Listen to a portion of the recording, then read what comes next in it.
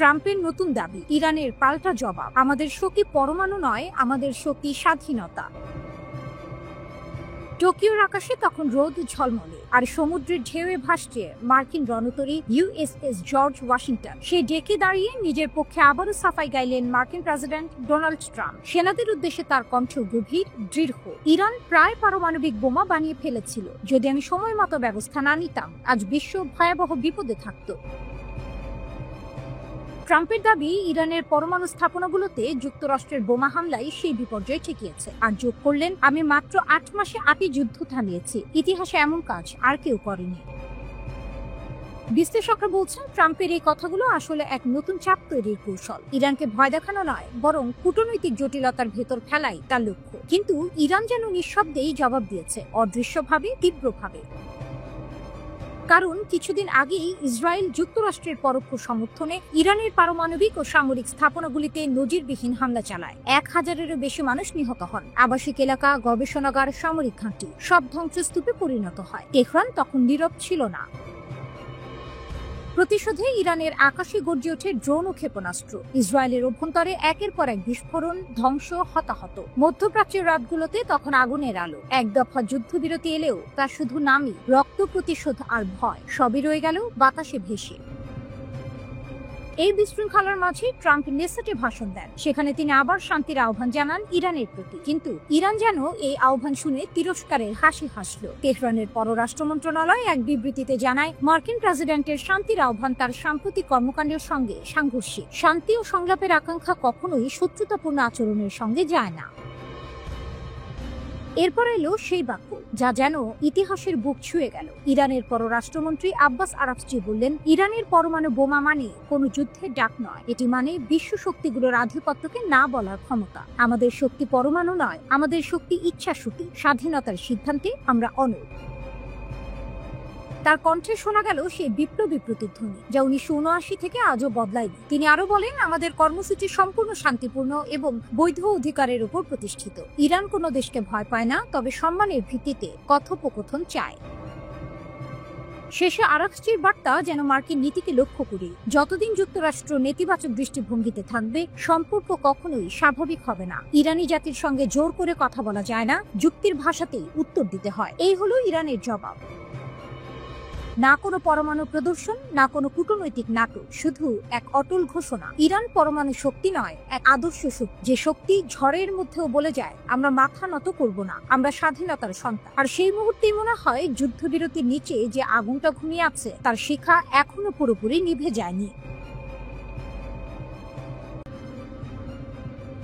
Russia পাশে, Iran প্রস্তুত। আরেকবার আগুন ছুঁয়ে দেখতে চাইছে ইসরায়েল। এক অদ্ভুত উত্তেজনায় জ্বলছে মধ্যপ্রাচ্যের আকাশ। চারপাশে যুদ্ধের গন্ধ, আর সেই গন্ধের কেন্দ্রে দুটি নাম, রাশিয়া ও ইরান। পশ্চিমাদের চোখে এরা যেন আগুনের দুটি শিখা, যারা যত দমন করা যায় ততই জ্বলে ওঠে আরো উজ্জ্বল হয়ে। সম্প্রতি এক বিস্ফোরক মন্তব্যে সাবেক মার্কিন জেনারেল লরেন্স হন সতর্ক করে বলেছেন, ইসরায়েল যদি একা ইরানের সঙ্গে যুদ্ধে নামে, তবে ধ্বংস অনিবার্য। তার ভাষায়, তেহরানের বিরুদ্ধে একা লড়াই মানে আত্মহনন। জেনারেলের মতে, ইরানের ক্ষেপণাস্ত্রের শক্তি আজ এমন পর্যায়ে পৌঁছেছে যা মার্কিন সামরিক পরিকল্পনাকেও কাঁপিয়ে দিয়েছে। তিনি বলেন, ইরানের ক্ষেপণাস্ত্র ব্যবস্থা এতটাই নির্ভুল যে ইসরায়েলের আকাশ প্রতিরক্ষা, আয়রন ডোম বা ডেভিড স্লিং সবই প্রায় অচল হয়ে যাবে। তিনি আরো যোগ করেন, সাম্প্রতিক যুদ্ধে ইরান ইচ্ছাকৃতভাবে বেসামরিক এলাকা এড়িয়ে গেছে। যদি তারা ধৈর্য না দেখাতো, ইসরায়েলের হতাহতের সংখ্যা ভয়াবহ হতো। আর এখানেই রয়েছে টুইস্ট। ইসরায়েল এখন জানে ইরানকে একা মোকাবিলা করা সম্ভব নয়, তাই তারা চাইছে যুক্তরাষ্ট্রকে এই যুদ্ধে টেনে আনতে। কিন্তু প্রশ্ন একটাই, ওয়াশিংটন কি সত্যিই তেহরানের ক্ষেপণাস্ত্র ঝড়ে পা বাড়াবে? ইরানের সর্বোচ্চ নেতা আয়াতুল্লাহ খামেনির নির্দেশে সম্প্রতি তুলে নেওয়া হয়েছে ক্ষেপণাস্ত্র সীমা। এখন তেহরান চাইলে 2000 কিলোমিটারেরও বেশি পাল্লার অস্ত্র বানাতে পারবে। এর অর্থ একটাই, ইরানের নিশানায় এখন শুধু ইসরায়েল নয়, পুরো ইউরোপ, এমনকি মার্কিন ঘাঁটিও। সামরিক মহলে গুঞ্জন, রাশিয়ার সঙ্গে ইরানের নতুন প্রযুক্তিগত সহযোগিতা শুরু হয়েছে।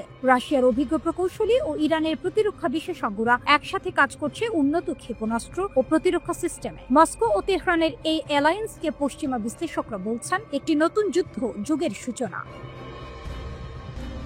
রাশিয়া এখন ইউক্রেন যুদ্ধের ময়দানে ব্যস্ত, কিন্তু তার ছায়া নেমে এসেছে মধ্যপ্রাচ্যে। মস্কো চাইছে ওয়াশিংটনের মনোযোগ ইউরোপ থেকে সরিয়ে লাতিন আমেরিকা ও মধ্যপ্রাচ্যে নিয়ে যেতে, আর তেহরান তারা চাইছে এই সুযোগে নিজেকে অপ্রতিরোধ্য পরাশক্তি হিসেবে প্রতিষ্ঠা করতে। শনিবার তেহরানে অনুষ্ঠিত আন্তর্জাতিক সামরিক তীরন্দাজি প্রতিযোগিতায় ইরানের সেনা উপপ্রধান অ্যাডমিরাল হাবিবুল্লাহ আইয়ারি গর্জে উঠলেন, আমরা প্রস্তুত, স্থল, আকাশ কিংবা সমুদ্র, যেখান থেকেই হোক যে হুমকি আসবে ইরান তাকে ছিন্ন ভিন্ন করে দেবে। তিনি আরো বলেন, ইরানের সেনারা বাছাই করা তরুণ, যারা দেশের নিরাপত্তার জন্য প্রাণ দিতেও প্রস্তুত। এই বক্তব্যের পর থেকেই আন্তর্জাতিক মহলে আলোচনায় নতুন প্রশ্ন, ইরান কি এখন কেবল এক দেশ নাকি এক প্রতিরোধ সাম্রাজ্য? বিশ্লেষকরা বলছেন, রাশিয়া ও ইরানের এই জোট এখন কেবল সামরিক নয়, এটি এক ধরনের দার্শনিক প্রতিরোধ, যা পশ্চিমা আধিপত্যের বিরুদ্ধে বিশ্ব রাজনীতিতে নতুন অধ্যায় লিখছে। ইসরায়েল হয়তো জানে আগুন নিয়ে খেলা মানে দগ্ধ হওয়া, কিন্তু তারা কি সেই আগুনের দিকে আবারও হাত বাড়াবে?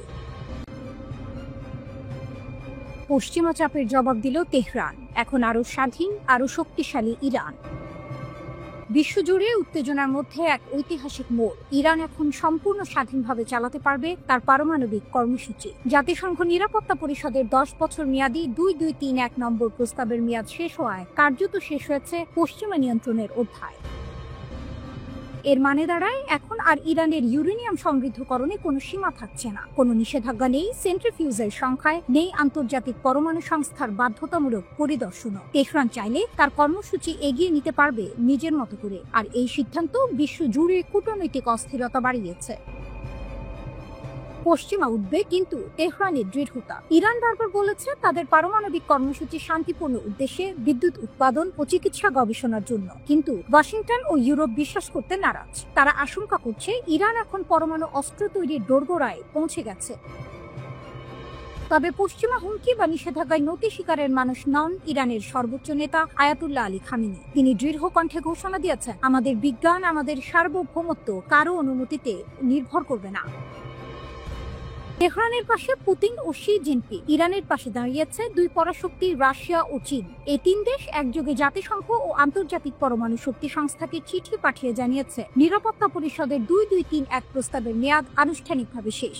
ইরানের উপপররাষ্ট্রমন্ত্রী জানান, রাশিয়া ও চীনের রাষ্ট্রদূতদের সঙ্গে যৌথভাবে এই চিঠি পাঠানো হয়েছে জাতিসংঘ মহাসচিব, নিরাপত্তা পরিষদের সভাপতি ও আন্তর্জাতিক পরমাণু শক্তি সংস্থার মহাপরিচালকের কাছে। চিঠিতে যুক্তরাজ্য, ফ্রান্স ও জার্মানির স্ন্যাপব্যাক প্রক্রিয়া প্রয়োগের প্রচেষ্টাকে অবৈধ ও আইনি ভিত্তিহীন বলে আখ্যা দেওয়া হয়। অর্থাৎ পশ্চিমা দেশগুলো যদি আবার নিষেধাজ্ঞা ফিরিয়ে আনার চেষ্টা করে, তেহরান ও তার মিত্ররা তাতে পাত্তা দেবে না। চুক্তির ইতিহাস ও শেষ অধ্যায়। 2015 সালে ইরান স্বাক্ষর করে ঐতিহাসিক joint comprehensive plan of action JCPOA, যা ছিল 6 দেশের সঙ্গে পারমাণবিক সমঝোতা। যুক্তরাষ্ট্র, যুক্তরাজ্য, ফ্রান্স, রাশিয়া, চীন ও জার্মানি এই চুক্তির অংশ ছিল। চুক্তি অনুযায়ী ইরানকে ইউরেনিয়াম সমৃদ্ধকরণে সীমা মানতে হতো এবং আন্তর্জাতিক পরমাণু সংস্থাকে পরিদর্শনের সুযোগ দিতে হতো। কিন্তু 2018 সালে যুক্তরাষ্ট্রের প্রেসিডেন্ট ডোনাল্ড ট্রাম্প একতরফাভাবে চুক্তি থেকে বের হয়ে যান। এরপর থেকেই ইরান ধীরে ধীরে সেই সীমা ভেঙে ফেলে, আর এখন চুক্তির মেয়াদ শেষ হওয়ায় তেহরান আর কোনো আন্তর্জাতিক শর্ত মানতে বাধ্য নয়। বিশ্বে এক নতুন ভারসাম্য। রাশিয়া ও চীনের সমর্থন পেয়ে ইরান এখন আরো আত্মবিশ্বাসী। পশ্চিমা নিষেধাজ্ঞা ঘিরে উদ্বেগ থাকলেও তেহরান তার পরমাণু কর্মসূচিকে জাতীয় গর্ব হিসেবে দেখছে। বিশ্লেষকদের মতে এই মুহূর্তে ইরান শুধু মধ্যপ্রাচ্যের নয়, পুরো এশিয়ার ভূ রাজনীতিতে এক নতুন শক্তির কেন্দ্রবিন্দুতে পরিণত হয়েছে। এমন এক সময় যখন গাজা ও ইউক্রেনের যুদ্ধ নিয়ে বিশ্ব উত্তপ্ত, ইরান শান্তভাবে চালিয়ে যাচ্ছে নিজের বিজ্ঞান, নিজের ল্যাবরেটরি, নিজের ভবিষ্যৎ। বিশ্ব হয়তো এখন ভাবছে ইরান কি পরমাণু অস্ত্রের দিকে যাচ্ছে, কিন্তু তেহরানের বার্তা স্পষ্ট, আমাদের আকাশে যে ইউরেনিয়াম ঝলকানি তা কোনো যুদ্ধের নয়, তা আমাদের স্বাধীনতার আলো। পশ্চিমারা হয়তো শঙ্কিত, কিন্তু ইরান জানে আজ থেকে তার পথ আর কেউ রোধ করতে পারবে না।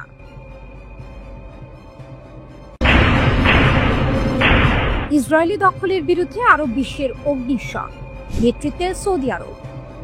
মধ্যপ্রাচ্যে নতুন এক কণ্ঠ উঠে এসেছে, দৃপ্ত, অটল ও ন্যায়ের দাবিতে সোচ্চার।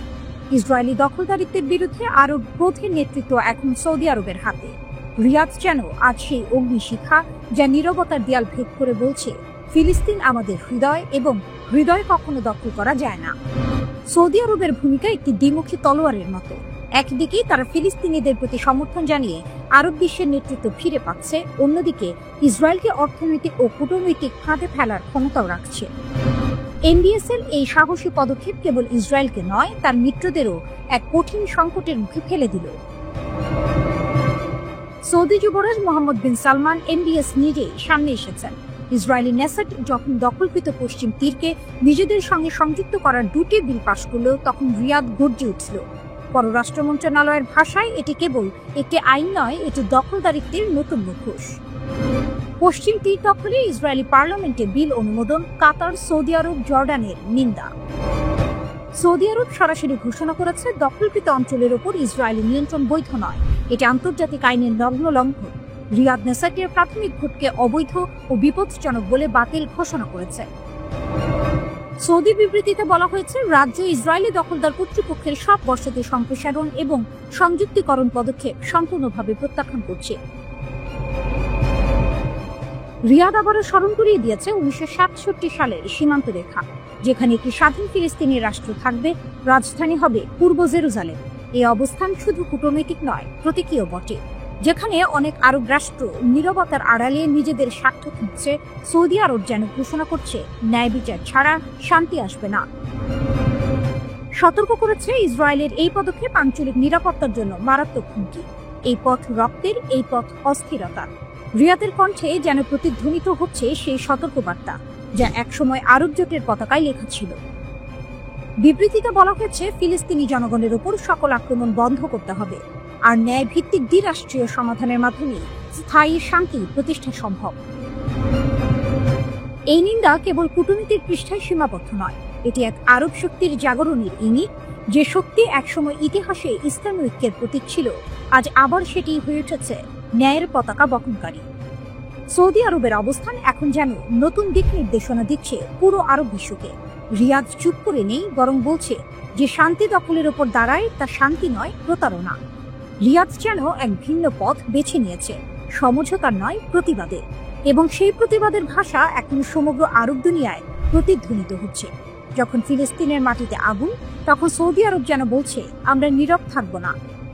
ন্যায়ের সূর্য পশ্চিম তীরের আকাশেও উঠবে।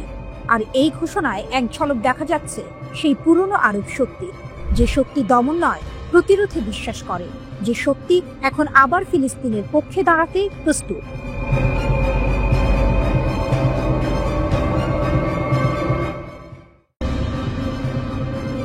ইরানের আকাশ।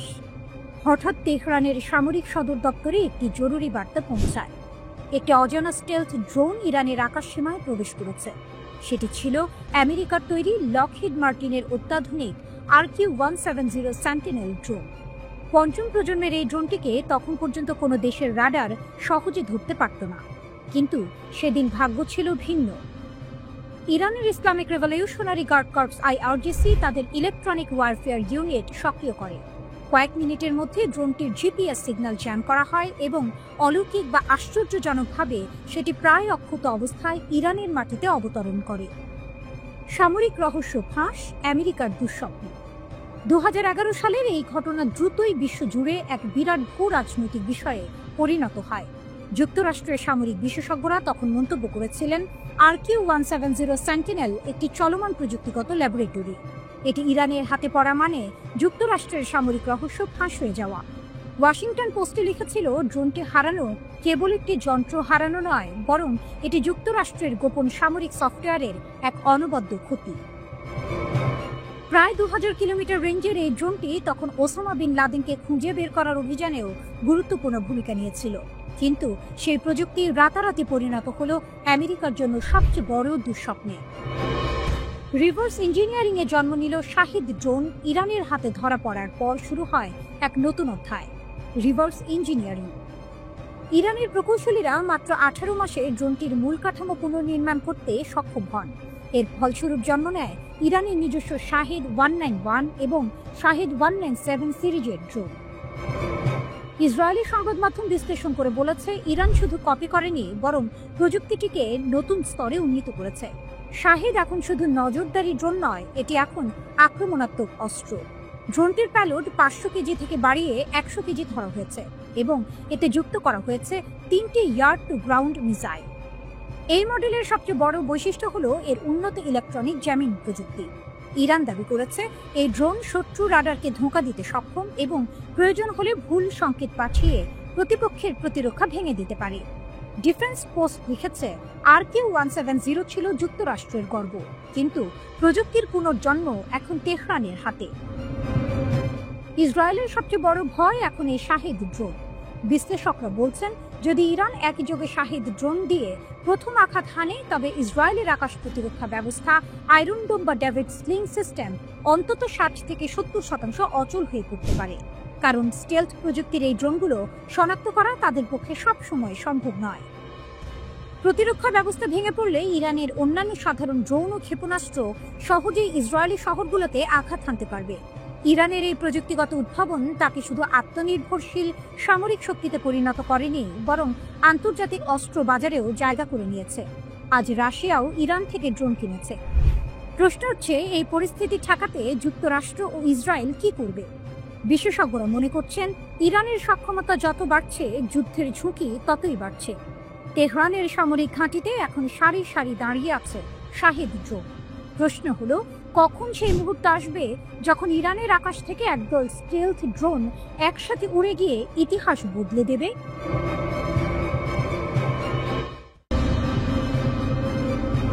এনপিটির বাঁধন ছেড়ে ইরান কি পারমাণবিক অস্ত্রের পথে?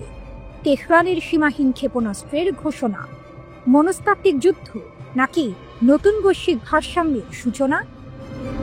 এই মুহূর্তে সারা বিশ্বকে থামিয়ে দিয়েছে একটি মাত্র প্রশ্ন, ইরান কি এখন এনপিটি চুক্তির বাঁধা ভেঙে পারমাণবিক অস্ত্র তৈরির পথে? ইরানের রাষ্ট্রীয় টেলিভিশনে দেশটির পররাষ্ট্রমন্ত্রী আব্বাস আরাকচির ঘোষণা ছিল স্পষ্ট, ইরান IAEA এর সাথে পরমাণু সহযোগিতা চুক্তি স্থগিত করেছে। এর অর্থ কার্যত ইরান এখন আর কোনো বহিরাগত সংস্থার কাছে তার পারমাণবিক কর্মসূচির জন্য জবাবদিহি করবে না। এই ঘোষণার পর বিশ্ব জুড়ে প্রশ্ন উঠেছে, তাহলে কি ইরান এবার পারমাণবিক অস্ত্র তৈরির ঘোষণা দিতে যাচ্ছে, নাকি পশ্চিমা জোটকে এক মনস্তাত্ত্বিক ধাক্কা দিতে তেহরান খেলছে এক নতুন ভূ রাজনৈতিক দাবার চাল? এনপিটি বা নন প্রলিফারেশন ট্রিটি হলো পারমাণবিক অস্ত্রের বিস্তার রোধের জন্য জাতিসংঘের একটি বৈশ্বিক চুক্তি।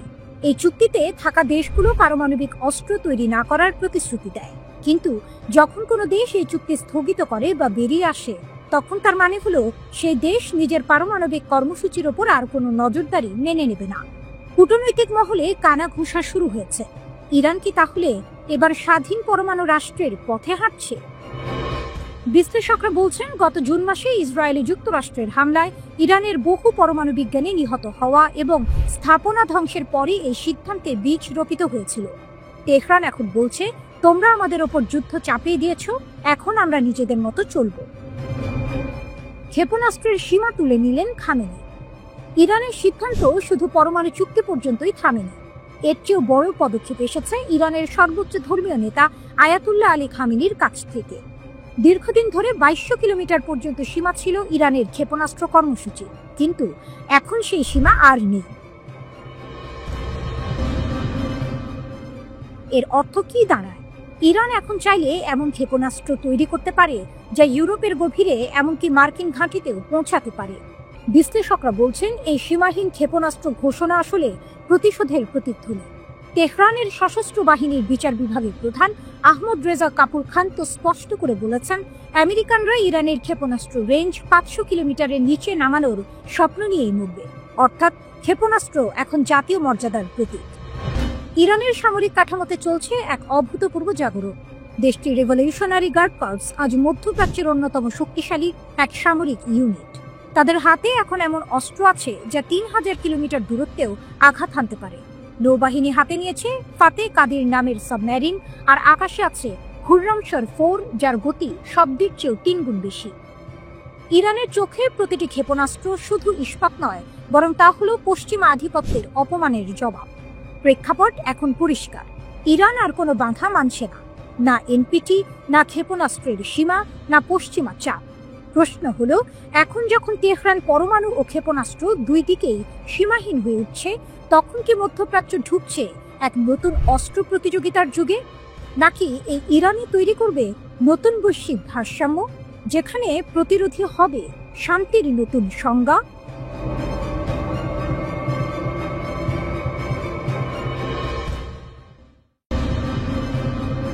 ইসরায়েল ইরানের সঙ্গে নতুন যুদ্ধ চায় না, রাশিয়ার মাধ্যমে এসেছে নেতানিয়াহুর বার্তা। এক নাটকীয় কূটনৈতিক ঘটনার মধ্যে ইরানের জ্যেষ্ঠ কূটনৈতিক আব্বাস আরাকচি জানিয়েছেন, রাশিয়ার মাধ্যমে তেহরান একটি গুরুত্বপূর্ণ বার্তা পেয়েছে। বার্তাটি এসেছিল স্বয়ং ইসরায়েলের প্রধানমন্ত্রী বেনিয়ামিন নেতানিয়াহুর পক্ষ থেকে, যেখানে তিনি স্পষ্ট করে বলেছেন, ইসরায়েল ইরানের সঙ্গে নতুন করে আর কোনো যুদ্ধ চায় না। এই তথ্য প্রকাশ করেছেন আরাকচি নিজেই ইরানের সরকারি সংবাদ মাধ্যমে এক সাক্ষাৎকারে। তিনি বলেন, আমরা বর্তমানে প্রমাণ ও নথি সংগ্রহ করছি। এই অনুরোধটি মূলত মার্কিন যুক্তরাষ্ট্রের পক্ষ থেকে এসেছিল। মিস্টার উইটকফ নামের এক মার্কিন প্রতিনিধি জানিয়েছিলেন, তিনি ইরানের সঙ্গে সরাসরি আলোচনায় বসতে প্রস্তুত। কিন্তু ইরান স্পষ্ট শর্ত দিয়েছে। আরাকচির ভাষায়, আমরা অতীতের মতোই চাই আলোচনায় 3টি ইউরোপীয় দেশও অংশ নিক। পাশাপাশি প্রযুক্তিগত বিষয় নিয়ে আলোচনা করতে মিস্টার ইয়োস্কিকেও টেবিলে থাকতে হবে। তেহরান জানিয়েছে তারা আলোচনায় আগ্রহী, কিন্তু তাদের সার্বভৌম মর্যাদার প্রশ্নে কোনো ছাড় দেবে না। আরাকচি বলেন, 3 দিন আগে নেতানিয়াহু ও পুতিনের মধ্যে ফোনালাপ হয়েছিল। পরদিন সকালে রাশিয়া আমাদের রাষ্ট্রদূতকে ডেকে পাঠায়। সেখানে জানানো হয়, নেতানিয়াহু ইরানের সঙ্গে আর কোনো যুদ্ধে জড়াতে চান না, নতুন সংঘাতেরও পক্ষপাতী নন। রাশিয়া এই বার্তাটি তেহরানকে জানায় এবং পরে পুতিন নিজেই তা প্রকাশ্যে ঘোষণা করেন। পুতিন বলেন, আমরা ইসরায়েলের সঙ্গে আমাদের আস্থাভিত্তিক যোগাযোগ অব্যাহত রেখেছি। ইসরায়েলের নেতারা আমাদের জানিয়েছেন যে তারা তেহরানের কাছে একটি বার্তা পাঠাতে চান, আর সেটি হলো তারা ইরানের সঙ্গে উত্তেজনা আরো হ্রাস করতে প্রতিশ্রুতিবদ্ধ এবং ভবিষ্যতে আর কোনো সংঘাতে জড়াতে আগ্রহী নন। ইসরায়েলি নেতারা আমাদের অনুরোধ করেছেন আমরা যেন আমাদের ইরানি বন্ধুদের কাছে এই বার্তা পৌঁছে দিই। আরাকচির মতে, এটি ইরান রাশিয়া সম্পর্কের গভীর আস্থার প্রতিফলন। দুই দেশ এখন এমন এক চুক্তিতে স্বাক্ষর করেছে যা তাদের দীর্ঘমেয়াদী সম্পর্ককে আরো স্থায়ী করবে। ইরান বলছে, রাশিয়া ও চীনের সঙ্গে তাদের সম্পর্ক এখন কৌশলগত পর্যায়ে পৌঁছেছে। মার্কিন নিষেধাজ্ঞা, পশ্চিমা চাপ কিছুই তেহরানের আত্মবিশ্বাস নষ্ট করতে পারেনি। আমরা আত্মনির্ভর, বিশ্ব জানুক ইরান আর আগের ইরান নয়, বলেন আরাকচি। তিনি আরো বলেন, আমাদের পাকিস্তান ও আফগানিস্তানের সঙ্গে সম্পর্ক ঐতিহাসিকভাবে দৃঢ়। আফগানিস্তানে নতুন সরকার এলেও আমরা সংলাপ চালিয়ে যাচ্ছি। আরাকচি জানান, তিনি পাকিস্তানের পররাষ্ট্রমন্ত্রীর সঙ্গে কথা বলেছেন, যেখানে উভয় দেশ সম্মত হয়েছে যে সীমান্ত সংঘাত বন্ধের সংযমই একমাত্র পথ। তার ভাষায়, ইরান, পাকিস্তান ও আফগানিস্তানের মধ্যে স্থিতিশীলতা মানে গোটা অঞ্চলের স্থিতিশীলতা। তিনি আরো যোগ করেন, আমরা চাই আফগান বিষয়ে আমাদের দুই দেশের বিশেষ প্রতিনিধিরা একে অপরের সঙ্গে মতবিনিময় করুক। আল্লাহর ইচ্ছায় আমরা এই সমস্যার শান্তিপূর্ণ সমাধান খুঁজে পাব। এভাবেই যেখানে বিশ্ব জুড়ে যুদ্ধের গন্ধ ভেসে আসছে, সেখানে তেহরানের কূটনৈতিক মঞ্চ থেকে ভেসে এলো এক ভিন্ন বার্তা। ইরান ভয় দেখায় না, বরং ভারসাম্য রক্ষা করে। রাশিয়ার কণ্ঠে প্রতিধ্বনিত হলো সেই বাস্তবতা। ইসরায়েল জানে, ইরানের সঙ্গে যুদ্ধ মানে আগুনে ঝাঁপ দেয়া।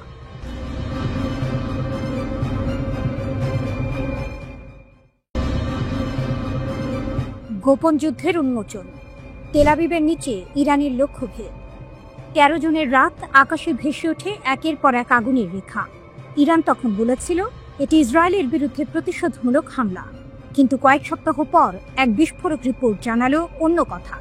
সেই ক্ষেপণাস্ত্রগুলো নাকি আঘাত হেনেছিল তেল আবিবের বিলাসবহুল দ্য ভিঞ্চি টাওয়ারের নিচে লুকানো এক গোপন মার্কিন ইসরায়েলি সামরিক ঘাঁটিতে।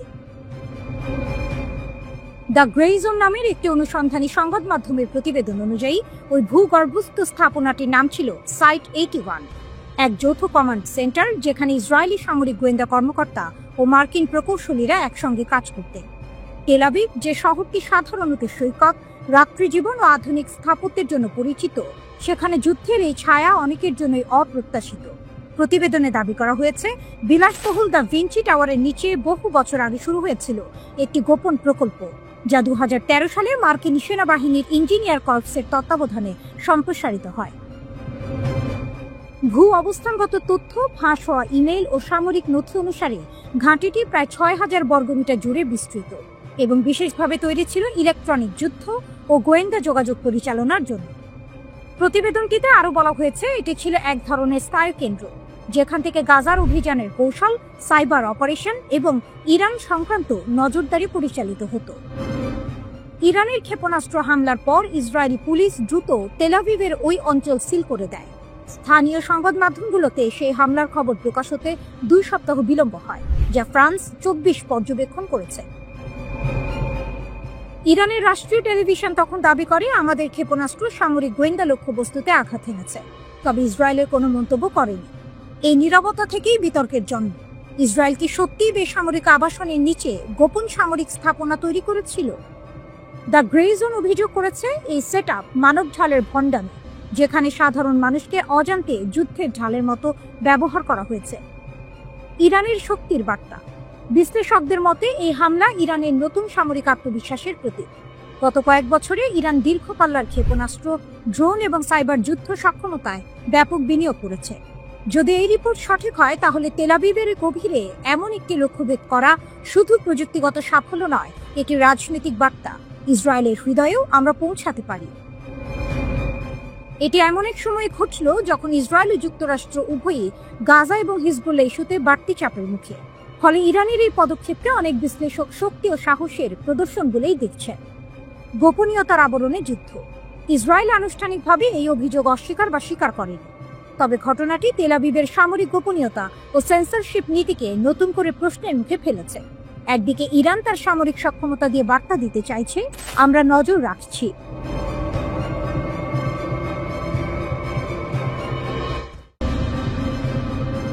হামাসের পর নতুন হুমকি। ইরান সমর্থিত হুথিদের সতর্কবার্তা ইসরায়েলকে। গাজার যুদ্ধবিরতির পর মধ্যপ্রাচ্যে যেন সাময়িক শান্তির নিঃশ্বাস, কিন্তু সেই নীরবতার ভেতরেই নতুন এক বার্তা আসছে ইয়েমেন থেকে। হুথি বিদ্রোহীদের হুঁশিয়ারি। তারা বলছে, যুদ্ধবিরতি শেষ নয়, এটি নজরদারির শুরু। এই সতর্কবার্তা এমন এক সময় এসেছে যখন ইসরায়েল ও হামাসের মধ্যে মার্কিন সমর্থিত শান্তি চুক্তি কার্যকর হয়েছে এবং যুক্তরাষ্ট্র সহ কয়েকটি আরব দেশ গাজায় স্থিতিশীলতার পথে এগোচ্ছে। কিন্তু ইয়েমেনের রাজধানী সানায় এক অনুষ্ঠানে হুথি সুপ্রিম কাউন্সিলের প্রধান মাহদি আল মাসাদ জানিয়ে দেন, তাদের নজর এখন সরাসরি ইসরায়েলের দিকে। আমরা যুদ্ধবিরতির বাস্তবায়ন নজরে রাখব। আল মাসাদ বলেন, ইয়েমেন যুদ্ধবিরতি চুক্তির বাস্তবায়ন ও গাজায় সাহায্যের প্রবেশ নিবিড়ভাবে পর্যবেক্ষণ করবে। কোনো অগ্রগতি বা পরিবর্তন ঘটলে আমরা দ্রুত প্রতিক্রিয়া জানাতে প্রস্তুত। তিনি আরও যোগ করেন, আমরা আমাদের সামরিক সক্ষমতা বাড়াচ্ছি যাতে শত্রুর আধুনিক প্রযুক্তির মোকাবিলা করা যায়। আমাদের লক্ষ্য হলো প্রতিরোধ তৈরি করা এবং দেশের সার্বভৌমত্ব রক্ষা করা। এই বার্তাকে ইসরায়েল বিরোধী জোটের নতুন ইঙ্গিত হিসেবে দেখছেন মধ্যপ্রাচ্য বিশেষজ্ঞরা। হামাসের সাথে যুদ্ধবিরতির পর অনেকে ভেবেছিলেন মধ্যপ্রাচ্যে উত্তেজনা কিছুটা কমবে, কিন্তু হুথিদের এই হুমকি নতুন এক সম্ভাব্য ফ্রন্টের ইঙ্গিত দিচ্ছে। হুথিরা ইরান সমর্থিত শিয়া বিদ্রোহী গোষ্ঠী, যারা গত কয়েক বছর ধরে ইয়েমেনে সৌদি সমর্থিত জোটের বিরুদ্ধে যুদ্ধ করছে। গাজার যুদ্ধ চলাকালীন তারা একাধিকবার লোহিত সাগর ও এডেন উপসাগর এলাকায় ইসরায়েলি জাহাজ লক্ষ্য করে ড্রোন ও ক্ষেপণাস্ত্র হামলার চেষ্টা করেছিল। বিশ্লেষকদের মতে এখন তারা কূটনৈতিক ভাষায় আবারও ইসরায়েলকে হুঁশিয়ারি দিচ্ছে, এইবার ইসলামিক ঐক্যের নামে। গাজায় শান্তি, কিন্তু ছায়াযুদ্ধ চলছে। যুক্তরাষ্ট্রের উদ্যোগে ডোনাল্ড ট্রাম্পের মধ্যস্থতায় গাজা যুদ্ধবিরতির প্রথম ধাপ কার্যকর হয়েছে। 10 অক্টোবর থেকে কার্যকর হওয়া এই চুক্তিতে ইসরায়েলি সেনারা গাজা উপত্যকা থেকে পর্যায়ক্রমে সরে দাঁড়াচ্ছে। ইসরায়েলের প্রধানমন্ত্রী বেনিয়ামিন নেতানিয়াহু সংসদে ভাষণে বলেছেন, এই চুক্তি নতুন যুগের সূচনা। তবে তার বক্তৃতার মধ্যে ইয়েমেন থেকে আসা হুথিদের সতর্কবার্তা সেই আশাকে ম্লান করে দিয়েছে। একই সময়ে মিশরের শার্ম আল শেখে অনুষ্ঠিত বৈশ্বিক সম্মেলনে ট্রাম্প, তুরস্কের প্রেসিডেন্ট, মিশরের নেতা এবং কাতারের আমির গাজার ভবিষ্যৎ নিয়ে যৌথভাবে একটি নথিতে স্বাক্ষর করেছেন। সেখানে শান্তি ও অর্থনৈতিক পুনর্গঠনের প্রতিশ্রুতি দেওয়া হয়। কিন্তু ইয়েমেনের হুথিদের মতে এই চুক্তি এখনও ইসরায়েলের সুবিধামূলক এবং মুসলিম বিশ্বের একক অবস্থান তৈরি না হলে স্থায়ী শান্তি সম্ভব নয়। হামাস আপাতত অস্ত্র নামালেও তাদের ছায়া ও সমর্থন এখন হুথিদের ভাষণে প্রতিধ্বনিত হচ্ছে। ইরান যেভাবে হামাস ও হুথি উভয় গোষ্ঠীকেই সমর্থন দিচ্ছে, তাতে মধ্যপ্রাচ্যে নতুন এক শক্তির সমীকরণ তৈরি হচ্ছে। হুথিদের বার্তা স্পষ্ট, গাজা যুদ্ধবিরতি শেষ নয়, এটি কেবল এক বিরতি। আর এই বিরতির মাঝেই ইরান সমর্থিত গোষ্ঠীগুলো তাদের অবস্থান আরও শক্ত করছে।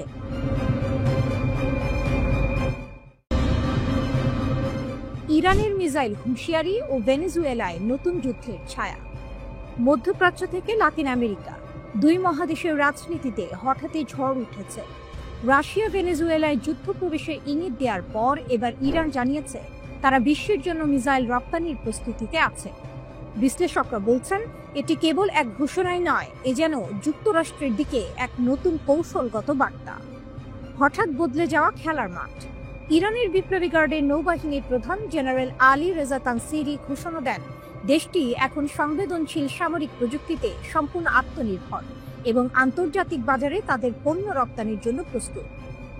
আমরা গর্বিত যে এখন আমরা নিজেরাই মিসাইল, ড্রোন ও সামরিক যান তৈরি করে রপ্তানি করতে পারি, বলেন তিনি তেহরান টাইমসকে। একই সময়ে যুক্তরাষ্ট্রের সঙ্গে ভেনেজুয়েলার উত্তেজনা নতুন উচ্চতায় পৌঁছেছে। ওয়াশিংটন 4টি ড্রাগ কার্টেলবাহী নৌকা ধ্বংসের দাবি করেছে, যেখানে ভেনেজুয়েলা বলছে এগুলো ছিল নিরীহ বেসামরিক জাহাজ এবং এই হামলায় 20 জনেরও বেশি নিহত হয়েছে। মার্কিন প্রেসিডেন্ট ডোনাল্ড ট্রাম্প ঘোষণা করেছেন, আমরা মাদক কারবারি সন্ত্রাসী গোষ্ঠীর বিরুদ্ধে আত্মরক্ষার যুদ্ধ করছি এবং ভেনেজুয়েলার কার্টেল দে লস সোলাস এবং ক্রেন দে আরাগুয়াকে সন্ত্রাসী সংগঠন হিসেবে ঘোষণা করেছেন। রাশিয়া ও ইরান নতুন জোটের ইঙ্গিত। জাতিসংঘের নিরাপত্তা পরিষদে রাশিয়া ও ইরান ভেনেজুয়েলার পক্ষ নিয়ে দাঁড়িয়েছে। রুশ প্রতিনিধির বক্তব্যে স্পষ্ট সতর্কবার্তা ছিল, মার্কিন নৌবাহিনীর উপস্থিতি ভেনেজুয়েলার উপকূলে কেবল অভ্যাস নয়, বরং সম্ভবত আক্রমণের প্রস্তুতি। মস্কো ও তেহরানের এই অবস্থান অনেকের কাছে অপ্রত্যাশিত ছিল। মধ্যপ্রাচ্যের মিত্ররা এবার লাতিন আমেরিকার রাজনৈতিক মঞ্চে পা রাখতে চলেছে, এ যেন বিশ্ব রাজনীতির নতুন টুইস্ট। ইরানের শক্তি ও বার্তা।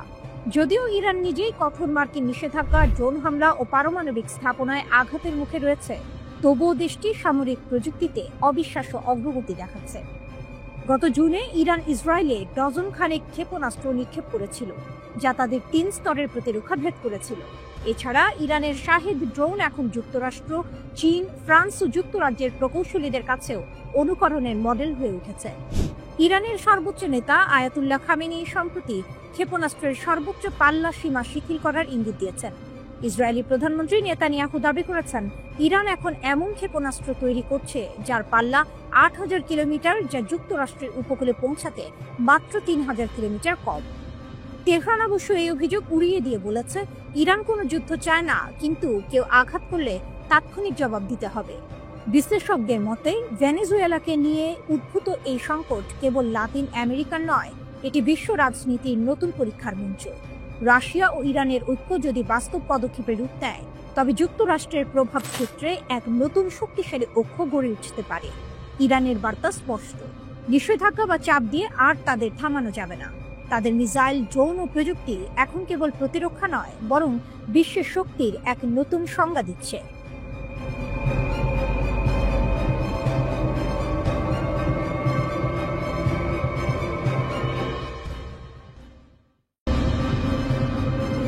ইরানের সামরিক প্রযুক্তি, মধ্যপ্রাচ্যের শক্তির নতুন মানচিত্র। কে বলেছিল ইরান শুধু ইতিহাসের দেশ? আজকের ইরান হলো প্রযুক্তির দেশ, এক দেশ যাকে থামানো ক্রমেই অসম্ভব হয়ে উঠছে। সামরিক শক্তির নতুন সংজ্ঞা লিখছে তেহরান। আকাশ থেকে সাগর, সাগর থেকে মহাকাশ, প্রতিটি দিকেই ইরান এখন বিশ্ব শক্তিদের চোখে কাঁটা হয়ে উঠেছে। ইরানের সামরিক শক্তির এই উত্থান হঠাৎ নয়। দীর্ঘ নিষেধাজ্ঞা, অর্থনৈতিক অবরোধ এবং আন্তর্জাতিক চাপের মধ্যেও দেশটি নিজস্ব প্রযুক্তিতে গড়ে তুলেছে এমন সব অস্ত্র, যা এখন যুক্তরাষ্ট্র ও ইসরায়েলের ঘুম কেড়ে নিচ্ছে। সবচেয়ে আলোচিত প্রযুক্তি হল সেজ্জিল ব্যালিস্টিক ক্ষেপণাস্ত্র। এটি 2 ধাপ বিশিষ্ট কঠিন জ্বালানির ক্ষেপণাস্ত্র, যার পাল্লা 2500 কিলোমিটার পর্যন্ত। অর্থাৎ ইরানের সীমান্ত থেকে এটি সহজে পৌঁছে যেতে পারে ইসরায়েল বা সৌদি আরবের সামরিক ঘাঁটিতে। সেজ্জিলের সবচেয়ে বড় শক্তি এর চলমান নকশা, মুহূর্তে স্থান বদলে আঘাত হানতে পারে। এরপর আসে ইরানের স্বপ্নের যুদ্ধ বিমান কাহের F-313। এটি দেশীয়ভাবে তৈরি একক আসনের স্টেলথ জেট। রাডারে ধরা পড়ে না সহজে, নিম্ন উচ্চতায় উঠতে পারে এবং বোমা বা মিসাইল উভয়ই বহন করতে সক্ষম। যদিও পশ্চিমা বিশ্লেষকরা এর বাস্তবতা নিয়ে সন্দেহ প্রকাশ করেছেন, তবুও ইরান বলছে এই বিমান ইতিমধ্যেই উড্ডয়নের জন্য প্রস্তুত। আকাশে শত্রুর হুমকি মোকাবিলায় ইরানের আরেক গর্ব বাভার 373। এটি অনেকের মতে রাশিয়ার S-400 এর সমকক্ষ। সর্বোচ্চ 300 কিলোমিটার দূরের লক্ষ্যবস্তু ধ্বংস করতে সক্ষম এই প্রতিরক্ষা ব্যবস্থা ঘন্টায় ম্যাক 8 গতিতে ক্ষেপণাস্ত্র ছুটতে পারে। ইরানের বিজ্ঞানীরা নিজেরাই বানিয়েছেন এর রাডার ও নিয়ন্ত্রণ ব্যবস্থা, যা প্রমাণ করে তারা আর কারো ওপর নির্ভরশীল নয়। সামরিক নজরদারিতে যুক্ত হয়েছে আলবোর্স 3D রাডার। এটি একসাথে ৩০০টি লক্ষ্যবস্তু ট্র্যাক করতে পারে, এমনকি নিচু উচ্চতার ড্রোন বা স্টেলথ জেটও এতে ধরা পড়ে। ৪৫০ কিলোমিটার দূর থেকে শত্রু শনাক্ত করতে পারা এই রাডার এখন ইরানের আকাশ সীমার নীরব প্রহরী। স্থলে যুদ্ধের জন্য রয়েছে কারার প্রধান যুদ্ধ ট্যাঙ্ক T-90 ও M1 আব্রামসের মিশ্র রূপ। এতে আছে লেজার রেঞ্জ ফাইন্ডার, কম্পিউটার নির্ভর টার্গেটিং সিস্টেম এবং ১২৫ মিমি কামান। এক ট্যাঙ্ক জ্বালানিতে ৫০০ কিলোমিটার চলতে পারে এটি। সাগরে ইরানের গোপন শক্তি হল গাদির ক্লাস সাবমেরিন। পারস্য উপসাগরের অগভীর জলে লুকিয়ে থাকা এই সাবমেরিন শত্রুর নজর এড়িয়ে মুহূর্তেই মিসাইল ছুটতে পারে। ড্রোন যুদ্ধেও ইরান দেখিয়েছে বিপুল অগ্রগতি। মোহাজের 10 ড্রোন ২৪ ঘন্টা আকাশে ভেসে থাকতে পারে, ২০০০ কিলোমিটার পর্যন্ত উঠতে পারে আর ৩০০ কেজি বোমা বহন করতে পারে। এটি ইরানের গোয়েন্দা ও আক্রমণ দুই দিকেই একসাথে কাজ করছে। কিন্তু সবচেয়ে বড় চমক এসেছে ফাতাহ হাইপারসনিক ক্ষেপণাস্ত্র থেকে। ম্যাক ১৫ গতিতে উঠতে সক্ষম এই অস্ত্র শত্রুর প্রতিরক্ষা ব্যবস্থাকে প্রায় অর্থহীন করে দিচ্ছে। আমেরিকাও জানে এই ক্ষেপণাস্ত্র আকাশে উঠলে আটকানো অসম্ভব। সবশেষে আছে শহীদ সোলেমানি যুদ্ধ জাহাজ, ইরানের নৌবাহিনীর গর্ব। এতে রয়েছে উন্নত রাডার, ড্রোন ডেক, দ্রুতগামী নৌকা নামানোর ক্রেন এবং ভয়ঙ্কর মিসাইল সিস্টেম। একসময় যাকে নিষিদ্ধ দেশ বলা হতো, আজ সেই ইরান প্রযুক্তির শক্তিতে মধ্যপ্রাচ্যের ভারসাম্য পাল্টে দিচ্ছে। নিষেধাজ্ঞা যতই বাড়ুক, ইরানের প্রতিরোধ যেন আরো দৃঢ় হয়। এটাই নতুন ইরান, যে ভয় পায় না বরং ভয় দেখায়।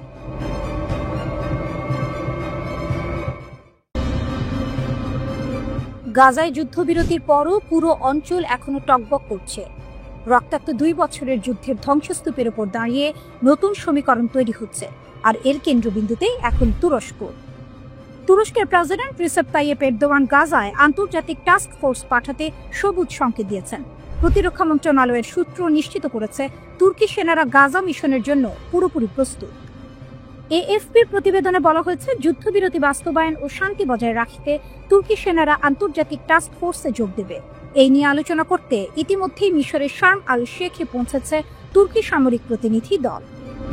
তুরস্ক এই প্রথম নয়, বহুবার গাজা সংকটে মধ্যস্থতাকারী হিসেবে ভূমিকা নিয়েছে। কিন্তু এবারে বিষয়টা অন্যরকম। যুদ্ধবিরতির পর গাজায় আন্তর্জাতিক টাস্ক ফোর্স গঠন মানে সেখানে এক নতুন ভূ রাজনৈতিক প্রতিযোগিতা শুরু। ইসরায়েল ফিলিস্তিন যুদ্ধবিরতির আলোচনায় ঘনিষ্ঠ ভূমিকা রাখা তুরস্ক এবার শুধু কূটনৈতিকভাবে নয়, সামরিকভাবেও মাঠে নামছে। প্রেসিডেন্ট এরদোয়ান বলেন, তুরস্ক যুদ্ধবিরতি বাস্তবায়ন তদারকি টাস্ক ফোর্সে অংশ নেবে, তবে তিনি বিস্তারিত কিছু জানাননি। একই দিনে পররাষ্ট্রমন্ত্রী হাকান ফিদান জানান, যুক্তরাষ্ট্র, মিশর, তুরস্ক ও কাতার এই ৪ দেশ মিলে চুক্তি বাস্তবায়ন পর্যবেক্ষণ করবে।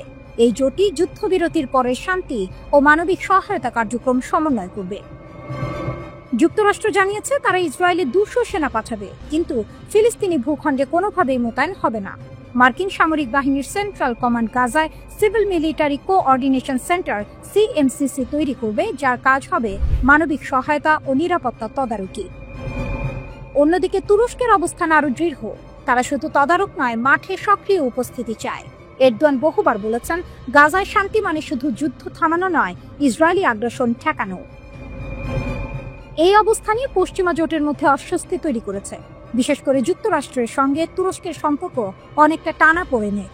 মিশরে ৩ দিন ধরে পর্দার আড়ালে চলা নিবিড় আলোচনার পর মার্কিন প্রেসিডেন্ট ডোনাল্ড ট্রাম্প জানিয়েছেন, ইসরায়েল এবং হামাস তার প্রস্তাবিত ২০ দফা শান্তি পরিকল্পনার প্রথম ধাপে সম্মত হয়েছে।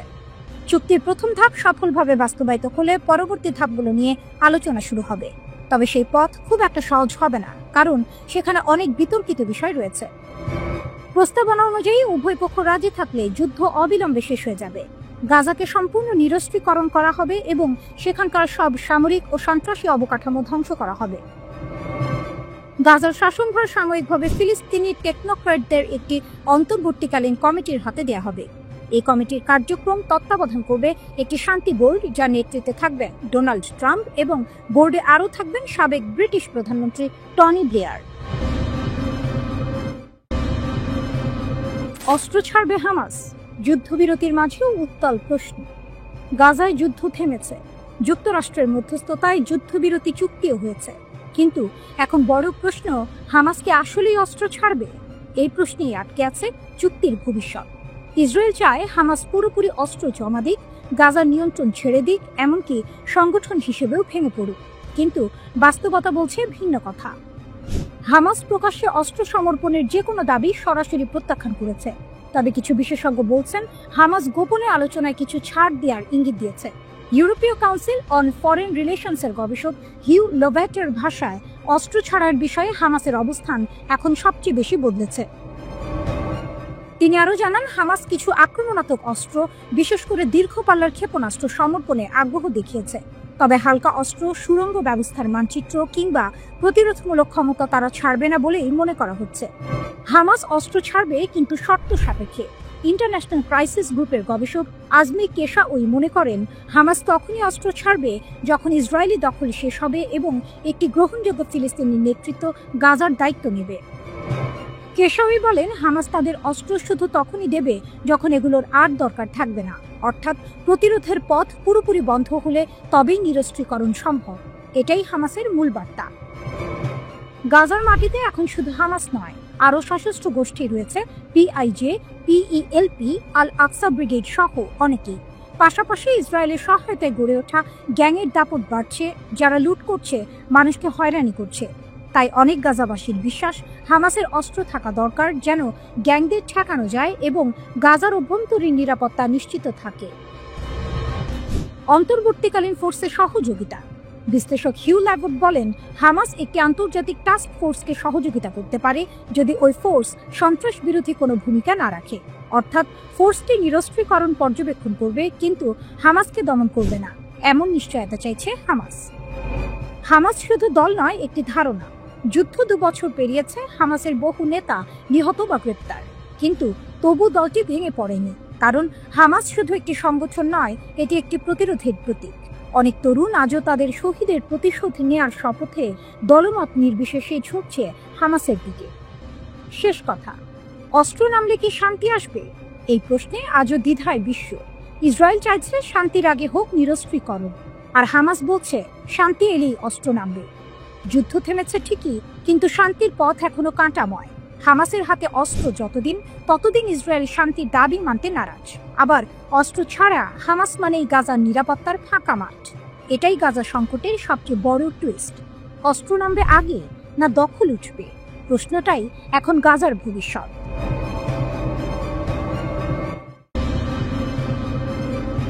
আকাশে একটি নীরব হুমকি। ইরানের ক্ষেপণাস্ত্র জ্বলে উঠছে আর ইসরায়েলে সতর্ক বার্তা বাজছে। উত্তর পূর্ব দিক থেকে দাগিয়ে যেতে পারে, যা এখনো কল্পনায় ছিল। ইসরায়েলের প্রধানমন্ত্রী বেনিয়ামিন নেতানিয়াহু এক গুরুতর সতর্কতা জারি করেছেন। তার দাবি অনুযায়ী ইরান ইতিমধ্যে এক ধাপ এগিয়েছে এবং এখন আন্তঃমহাদেশীয় ব্যালিস্টিক ক্ষেপণাস্ত্র আইসিবিএম তৈরি করার পথে। তিনি বলছেন, ইরানের ৮,০০০ কিলোমিটার পর্যন্ত সিস্টেম নির্মাণের প্রক্রিয়া চলছে, যে ধরনের অস্ত্র নিউ ইয়র্ক ও ওয়াশিংটন পর্যন্ত পৌঁছাতে সক্ষম। কিন্তু বাস্তবতা কি সেই রূপ ধারণ করেছে? ইরানের হাতে এখন আছে মধ্যবর্তী পাল্লার ব্যালিস্টিক ক্ষেপণাস্ত্র, যেমন খুররামশার ও এমা, যেগুলি পশ্চিম এশিয়ার অনেক অঞ্চল এবং এমনকি ইসরায়েলের সীমান্ত পর্যন্ত আঘাত করতে পারে। তা হলেও আইআরবিএম থেকে আইসিবিএম পর্যন্ত যাত্রা সহজ নয়। তার জন্য প্রয়োজন উন্নত প্রপালশন, নির্দেশিকা সিস্টেম ও পুনঃপ্রবেশ প্রযুক্তি। ইরান তাদের মহাকাশ প্রয়াসে অগ্রগতি দেখিয়েছে। তাদের সিমর ও জুলজানা রকেট স্যাটেলাইট কক্ষপথে পাঠিয়েছে, যা বহু পর্যায়ের রকেট প্রযুক্তির সক্ষমতা নির্দেশ করে। কিন্তু সেসব অবকাঠামোকে লক্ষ্য নির্ভর অস্ত্র হিসেবে রূপান্তরিত করতে হলে আরও জটিল প্রযুক্তিগত প্রক্রিয়া দরকার। তেহরান বলছে, আমাদের প্রযুক্তি আমাদের স্বাধীনতার প্রতীক, কিন্তু ইসরায়েলের চোখে এগুলোই ভবিষ্যতের অস্ত্র পরীক্ষাগার। ইরান বারবার বলেছে, তাদের পারমাণবিক ও ক্ষেপণাস্ত্র প্রোগ্রাম প্রতিরক্ষামূলক, প্রতিবেশীদের হুমকি সামলাতে। তবে নেতানিয়াহুর সতর্কবার্তা এমন এক সময় আসে যখন কূটনীতি স্তব্ধ এবং উত্তেজনা বৃদ্ধি পাচ্ছে। এই সতর্কতা হয়তো কৌশলগত মিথ্যাচার। ইসরায়েলের স্বার্থে কাজ করে ওয়াশিংটনকে যুক্ত রাখা, নিষেধাজ্ঞাগুলো জোরদার রাখা এবং সামরিক বিকল্পগুলো খোলা রাখা। যদিও 2025-এর মাঝপথে একটি যুদ্ধবিরতি স্বাক্ষরিত হয়েছে, অবিশ্বাস এখনো গভীর। ইরানের প্রক্সি গোষ্ঠীর কারণেও ইসরায়েল প্রস্তুত থাকতে বাধ্য। উভয় পক্ষই দেখছে এই সংঘাতকে অস্তিত্বগত চোখে। ইসরায়েল ইরানের দ্রুতগতির পারমাণবিক ও ক্ষেপণাস্ত্র সক্ষমতাকে একটি তাৎক্ষণিক বিপদ হিসেবে দেখছে। অন্যদিকে ইরান মনে করে বিরূপ আক্রমণ যেমন গুপ্ত ও প্রকাশ্যভাবে ঘটছে সেগুলো থেকে রক্ষা পেতে সুরক্ষা অপরিহার্য। ইরান ইসরায়েলের প্রধানমন্ত্রী বেনিয়ামিন নেতানিয়াহুর বক্তব্যকে মিথ্যা ও মন গড়া বলে উড়িয়ে দিয়েছে। নেতানিয়াহু দাবি করেছেন ইরান এমন দূরপাল্লার ক্ষেপণাস্ত্র তৈরি করছে যা যুক্তরাষ্ট্রের শহরগুলোয় আঘাত হানতে সক্ষম হবে। মার্কিন পডকাস্টার বেন শাপিরোর সঙ্গে প্রকাশিত এক সাক্ষাৎকারে নেতানিয়াহু বলেন ইরান এখন ৮,০০০ কিলোমিটার পাল্লার আন্তঃমহাদেশীয় ব্যালিস্টিক ক্ষেপণাস্ত্র তৈরি করছে। তিনি আরো বলেন এর সঙ্গে আর ৩,০০০ কিলোমিটার যোগ করলেই তারা new York, Washington, Boston, Miami, এমনকি প্রেসিডেন্ট ডোনাল্ড ট্রাম্পের ফ্লোরিডার মার-এ-লাগোর বাসভবনেও আঘাত হানতে পারবে। ইরানের পররাষ্ট্রমন্ত্রী আব্বাস আরাকচি এই বক্তব্যের নিন্দা জানিয়ে বলেন ইসরায়েল ইরানের আত্মরক্ষামূলক সামরিক সক্ষমতাকে বিকৃতভাবে উপস্থাপন করে সেটিকে হুমকি হিসেবে দেখাতে চায়। এক্সে আরাকচি লিখেছেন ইসরায়েল এখন আমাদের প্রতিরক্ষামূলক ক্ষমতাকে মন গড়া হুমকি হিসেবে উপস্থাপন করার চেষ্টা করছে।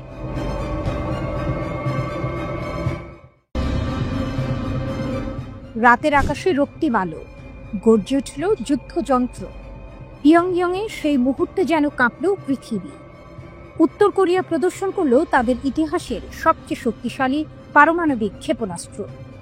পিয়ংইয়ংয়ের কিম ইল সুং স্কোয়ারে আয়োজিত এক বিশাল সামরিক কুচকাওয়াজে উত্তর কোরিয়া উন্মোচন করেছে তাদের নতুন আন্তঃমহাদেশীয় ব্যালিস্টিক ক্ষেপণাস্ত্র ওয়াসং-20। রাষ্ট্রীয় সংবাদ মাধ্যম KCNA জানায় এই ক্ষেপণাস্ত্রই এখন দেশটির সবচেয়ে শক্তিশালী পারমাণবিক কৌশলগত অস্ত্র ব্যবস্থা। বিশ্বের জন্য সতর্কবার্তা। ওয়ার্কার্স পার্টির ৮০তম প্রতিষ্ঠাবার্ষিকী উপলক্ষে আয়োজিত এই প্রদর্শনী কেবল উৎসব নয়, এ যেন বিশ্বকে উদ্দেশ্য করে এক স্পষ্ট বার্তা। অনুষ্ঠানে উপস্থিত ছিলেন চীনের প্রধানমন্ত্রী লি কিয়াং, রাশিয়ার সাবেক প্রেসিডেন্ট দিমিত্রি মেদভেদেভ এবং ভিয়েতনামের কমিউনিস্ট পার্টি প্রধান তো লাম। কিম জং উনের পাশে বসে এই তিন পরাশক্তির প্রতিনিধিদের দেখা যাওয়া বিশেষ অর্থ বহন করছে। যুদ্ধপ্রবণ উত্তরের পাশে এখন দৃশ্যমানভাবে দাঁড়িয়ে রয়েছে মিত্র শক্তিগুলো। ওয়াসং-20 এক নতুন অধ্যায়। বিশেষজ্ঞদের মতে ওয়াসং-20 উত্তর কোরিয়ার দীর্ঘ পাল্লার পারমাণবিক সক্ষমতার প্রতীক। যুক্তরাষ্ট্র ভিত্তিক গবেষক অঙ্কিত পান্ডা বলেন এই সিস্টেমটি সম্ভবত একাধিক ওয়ারহেড বহনের জন্য নকশা করা হয়েছে, যা মার্কিন ক্ষেপণাস্ত্র প্রতিরক্ষা ব্যবস্থার জন্য মারাত্মক চ্যালেঞ্জ। এটি কেবল শক্তির প্রদর্শন নয়, বরং এক ধরনের প্রতিরোধের ঘোষণা, ওয়াশিংটনের দিকে ছোড়া এক নীরব হুমকি। কারণ ওয়াসং সিরিজের ক্ষেপণাস্ত্রগুলোকে এমনভাবে তৈরি করা হয়েছে যা তাত্ত্বিকভাবে যুক্তরাষ্ট্রের মূল ভূখণ্ডেও আঘাত হানতে সক্ষম। রাশিয়ার সঙ্গে ঘনিষ্ঠতা। কিম জং উন সাম্প্রতিক মাসগুলোতে প্রকাশ্যে রাশিয়াকে সমর্থন জানিয়ে আসছেন। ইউক্রেন যুদ্ধে মস্কোর পক্ষে কণ্ঠ তুলেছেন তিনি। এমনকি উত্তর কোরিয়া থেকে হাজার হাজার সৈন্য রুশ বাহিনীতে যোগ দেওয়ার খবরও সামনে এসেছে। এর বিনিময়ে কিম পেয়েছেন রাশিয়ার রাজনৈতিক ও সামরিক সমর্থন, এক সম্পর্ক যা পশ্চিমা বিশ্বের কাছে ক্রমেই উদ্বেগের কারণ হয়ে উঠছে। উৎসব নাকি বার্তা? প্রদর্শনীতে দেখা গেছে হাজার হাজার মানুষ রঙিন পোশাকে জাতীয় পতাকা উড়িয়ে রাজধানীর রাস্তায় উল্লাস করছে। তবে এই উল্লাসের ভেতরেই লুকিয়েছিল হুঁশিয়ারির সুর। কিমের বক্তব্যে ছিল সেই বার্তা, আমাদের সেনাবাহিনী এমন অজেয় শক্তিতে পরিণত হবে যা সমস্ত হুমকি ধ্বংস করবে। KCNA-এর তথ্যে কুচকাওয়াজে ওয়াসং-20 ছাড়াও প্রদর্শিত হয়েছে হাইপারসনিক ব্যালিস্টিক ক্ষেপণাস্ত্র, ক্রুজ ক্ষেপণাস্ত্র, নতুন প্রজন্মের রকেট লঞ্চার এবং আত্মঘাতী ড্রোনের লঞ্চার। এসব অস্ত্র একত্রে তুলে ধরেছে উত্তর কোরিয়ার সামরিক বহুমাত্রিক শক্তি, আকাশে, স্থলে এবং গভীর সমুদ্রে আঘাত হানার সামর্থ্য। একসময় আন্তর্জাতিক নিষেধাজ্ঞায় নিঃসঙ্গ এই দেশটি আজ যেন নতুন এক পর্বে পা দিয়েছে। চীন ও রাশিয়ার প্রতিনিধিদের পাশে বসে কিম জং উন যেন জানিয়ে দিলেন উত্তর কোরিয়া একা নয়। এই প্রদর্শনী তাই শুধু শক্তি নয়, প্রতীকও।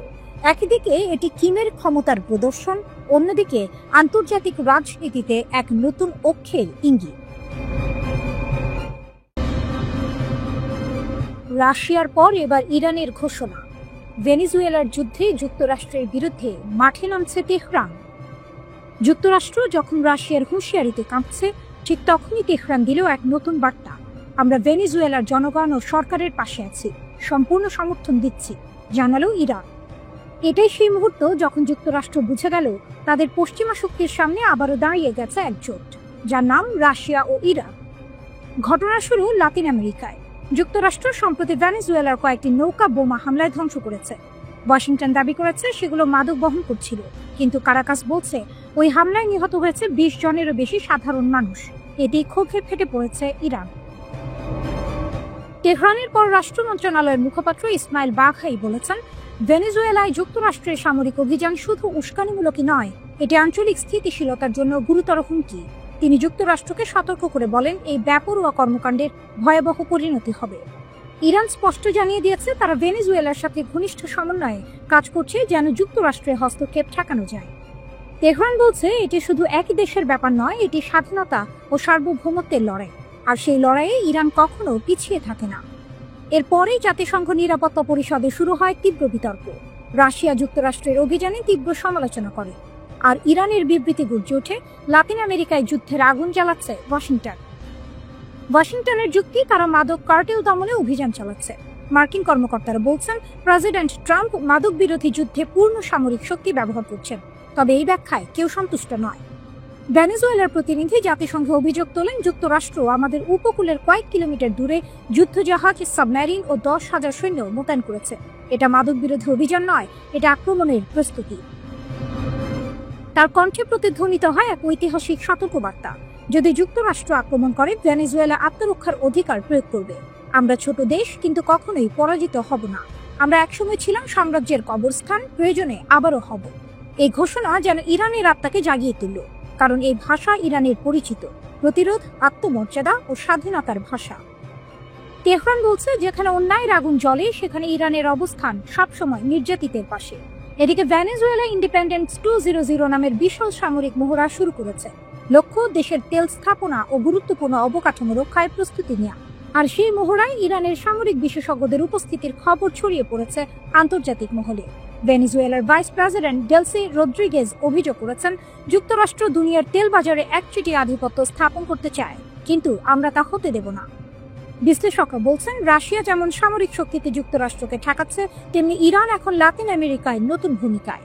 একদিকে পারস্য উপসাগর, অন্যদিকে ক্যারিবিয়ান সাগর, উভয় প্রান্তেই এখন তেহরানের ছায়া।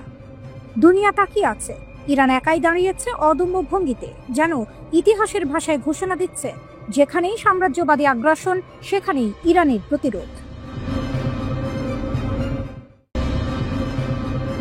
যুদ্ধবিরতির পর গাজা ছাড়ল হামাস, কিন্তু তাদের ছায়া এখনো পুরো উপত্যকা জুড়ে। মধ্যপ্রাচ্যে এক নাটকীয় মোড়। ইসরায়েলের সঙ্গে যুদ্ধবিরতি কার্যকর হতেই হামাস ঘোষণা দিয়েছে তারা আর গাজার শাসনে থাকবে না। এই সিদ্ধান্ত যেন যুদ্ধোত্তর গাজায় নতুন এক অধ্যায়ের সূচনা। কিন্তু প্রশ্ন এখন একটাই, হামাস কি সত্যিই সরে যাচ্ছে, নাকি এটি এক কৌশলগত নীরবতা?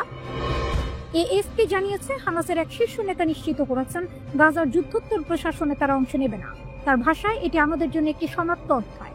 তবে সেই একই কণ্ঠে উচ্চারিত হয়েছে দৃঢ় বাক্য, হামাস এখনো ফিলিস্তিনের অবিচ্ছেদ্য অংশ। অর্থাৎ ক্ষমতার চেয়ার ছাড়লেও প্রভাবের রাজনীতি ছাড়ছে না তারা। যুদ্ধবিরতি কার্যকর হওয়ার কয়েক ঘন্টা পরই হামাস প্রকাশ করেছে একগুচ্ছ ছবি। অস্ত্রধারী সদস্যরা রাস্তায় টহল দিচ্ছে। বিবিসি জানিয়েছে, ইসরায়েলি সেনা যেসব এলাকা থেকে সরে গেছে সেখানে প্রায় 7,000 নিরাপত্তা সদস্য মোতায়েন করেছে হামাস। তাদের দায়িত্ব গাজার আইন শৃঙ্খলা রক্ষা করা এবং ইসরায়েলি সহযোগীদের খুঁজে বের করা।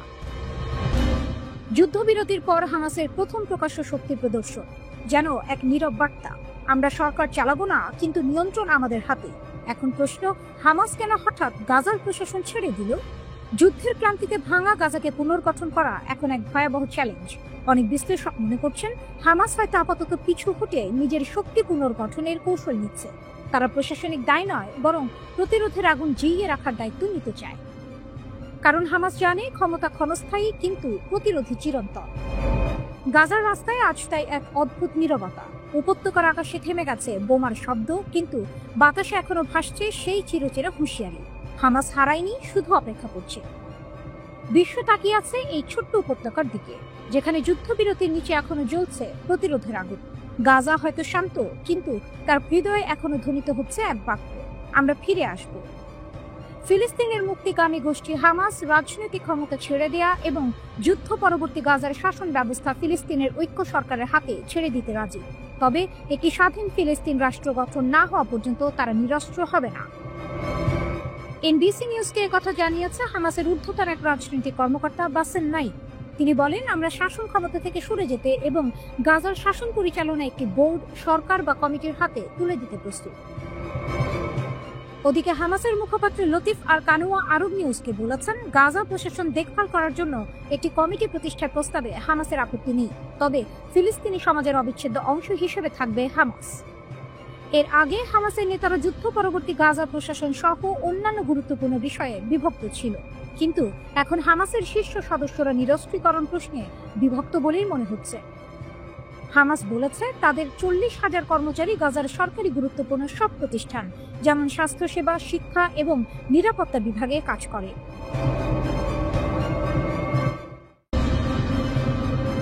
ক্ষেপণাস্ত্রের শৃঙ্খল ছিঁড়ে দিলেন খামেনি, কাঁপছে মধ্যপ্রাচ্য। ইসরায়েলি হামলার জবাবে আর সীমা মানবে না ইরান। মধ্যপ্রাচ্যের আকাশে আবারও জ্বলে উঠেছে আগুন। তেহরান থেকে ভেসে এসেছে এক বজ্র কণ্ঠ। ইরানের সর্বোচ্চ নেতা আয়াতুল্লাহ আলী খামেনি নাকি তুলে দিয়েছেন ক্ষেপণাস্ত্রের সব সীমা। ইরানের পার্লামেন্ট সদস্য আহমেদ বাকশায়েশ আর দেস্তানি জানান, ইরান এখন যে কোনো দূরত্বে ক্ষেপণাস্ত্র তৈরি করবে, যতটা প্রয়োজন মনে করবে। এটাই সেই ঘোষণা যা গোটা অঞ্চলে নতুন উত্তেজনার আগুন জ্বালিয়ে দিয়েছে। খামেনি নিজেই 2200 কিলোমিটার রেঞ্জের সীমা বেঁধে দিয়েছিলেন, কিন্তু এখন সেই সীমা ইতিহাস।